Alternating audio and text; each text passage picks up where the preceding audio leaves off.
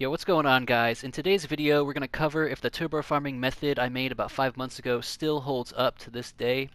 And the method involves fossil Southie with the Earsplitter, and you can get 5,000 wood, 5,000 brick, and 5,000 metal from each mission by doing this. So it's about 15,000 materials every about probably 10-15 minutes. And this is the loadout we're rolling with right here. It's going to be fossil Southie with Blast from the Past to activate his ability, which is when his shield is depleted, he'll be regenerating energy. Now I'll get to the loadout later in a second, including the weapon loadout, but let's jump into a mission and see if it still works. Alright, so you're going to want to load into either industrial parks or city zones for this turbo farming method. And the weapon we're going to be using is called the Earsplitter, and I'll get to how you can obtain this weapon later on in the video, but everything rolled on this weapon is very specific. So it's got to be Sunbeam, the first roll with heavy attack energy efficiency. That's for the heavy attack energy bar. And then you want to roll it with physical and then all damage rolls. And this is so you can maximize your damage output towards the environment. And once you have those rolls, you're going to want to go to the top of a skyscraper or any kind of tall building. Let me grab that real quick. So the whole idea is to stand on the middle of the intersection of 4 walls. And when you do that, you'll sometimes be on top of the wall after you break it, which will allow you to destroy more of the top part of whatever you're standing on. Like I am right here. So as you heavy attack, you want to drill your way down through the skyscraper, destroying everything in your way.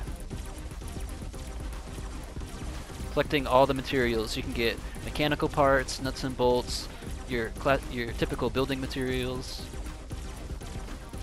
Anything that you can destroy just using the punch regularly.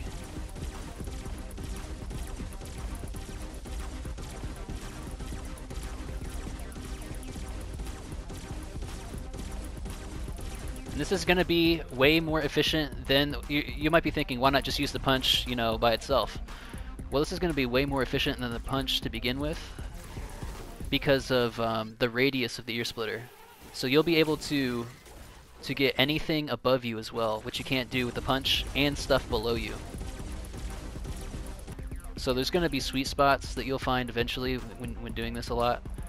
Those sweet spots are going to be like places like kitchens or anything where there's a bunch of mechanical stuff. Maybe like parking garages would be really good for getting brick.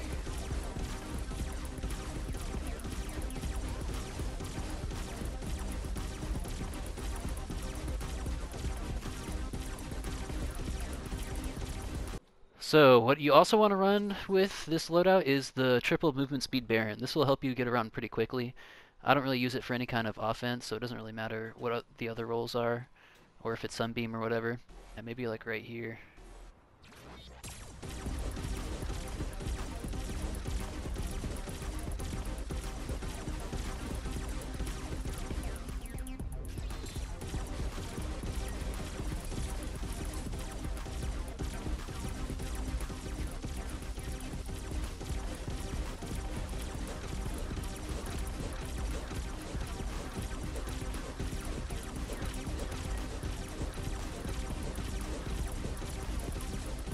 So you might notice how I have almost infinite energy, and I can hold down the Earsplitter for as long as I want, because the energy bar will keep on recharging. And I could probably hold it down for about 2 minutes. I haven't timed it, but that's just what it seems like. And which is going to be more than enough time to drill from any skyscraper.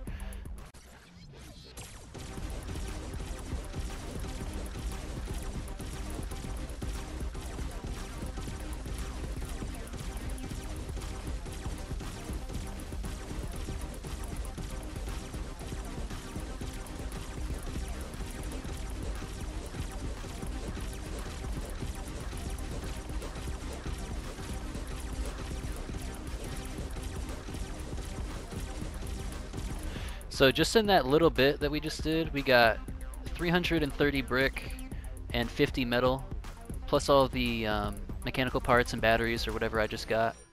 One thing I should mention is that the zone matters. So The lower zone you're in, the lower health points the buildings will have, but the lower tier of crafting materials you're going to get. So if you really want sleek or efficient mechanical parts, you're going to want to do this in twine. If you're just specifically looking for building materials to like fight the Mythic Storm King or whatever, you're probably going to want to do this in stonewood. But let's check out the loadout. So the question I get asked most about is, what is this hero? Okay, so he is Piercing Lotus Edge, and he gives spear heavy attack efficiency for the Earsplitter, which is crucial for this loadout, combined with the energy restoration from Fossil Southie. So if you want to recruit the Piercing Lotus Edge, just go to your collection book and then go down to Expansion People, and it's the first one. It's Shadow Ops Heroes, and he's going to be right here. Now you can recruit him for Legendary with 3,000 training manuals and 100 flux, or with the purple, which is going to cost you 2,500 training manuals and 100 epic flux. You can go with the purple because I don't think it really matters. You just want his bonus. Now, if you're trying to complete the mission, then you might want to go for the legendary just to have more health. You're going to want to run your supply drop. That's going to be a big one. That'll just increase your efficiency for farming. And with that, you're going to want Gadgeteer in your support team. And Gadgeteer is Undercover Buzz. And any two Blast from the Past heroes, a lot of people don't have the full set, but if you do, make sure you're running Saurian Claws. I'm not sure if it applies to environmental damage. I don't think it does, but you want that in there anyway. And then Assassination, this definitely applies to environmental damage. It's just melee weapon damage that stacks up to 5 times. And so when you're drilling down the skyscraper, you're going to do more damage the further down you go.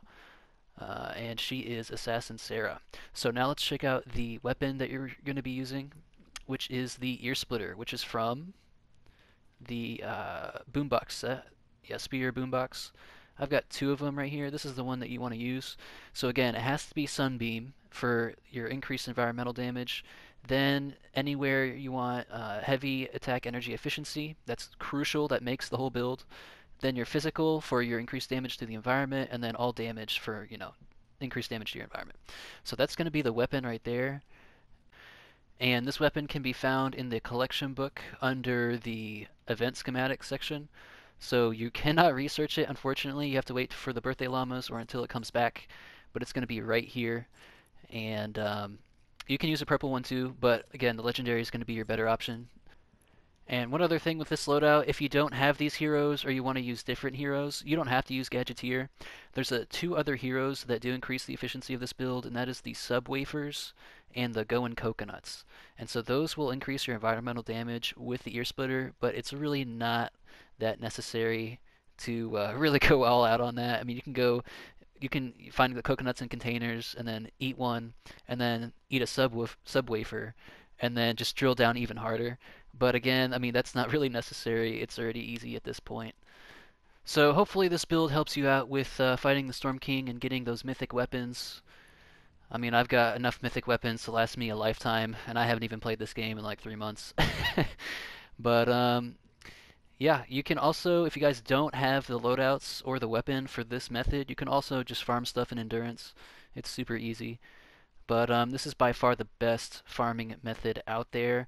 So I hope you guys enjoyed the video. Hopefully this answered all of your questions that you guys had on my last video. And yes, it indeed still does work to this day in May 2020.